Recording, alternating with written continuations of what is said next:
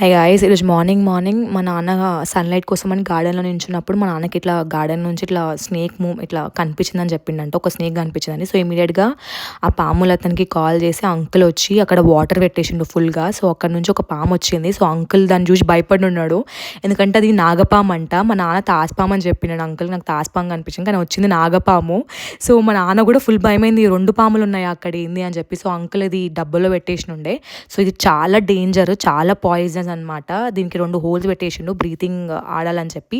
So, ఇట్లాంటి చెట్లు ఉన్నప్పుడు, ఫుల్ ట్రీస్ ఉన్నప్పుడు, ఇట్లా అంతా ఓపెన్ ఏరియా ఉన్నప్పుడు, చెట్లు ఉన్నప్పుడు ఏదైనా మూమెంట్ కనిపిస్తే ఇమ్మీడియట్గా మీరు పాములు పట్టే వాళ్ళకి కాల్ చేయండి. మీరు ఇంటర్నెట్లో వెళ్ళి కొట్టినా కానీ మీకు నియర్ బై లొకేషన్స్ నెంబర్స్ వస్తే వాళ్ళకి కాంటాక్ట్ అవ్వండి. మీరే వెళ్ళి కొట్టడం కానీ దాన్ని పట్టుకోవడం కానీ ట్రై చేయకండి. చాలా డేంజర్ అండి ఇది.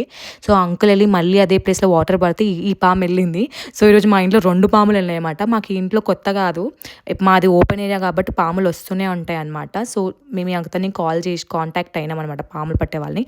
అది కప్ప తిన్నదనమాట ఆ పాము. సో, అది కక్కింది. సో, అంకుల్ వెళ్ళి వాష్ చేసి దాన్ని కేర్ఫుల్గా ఇంకా బ్యాగ్లో పెట్టేసుకొని వెళ్ళిపోయిండు.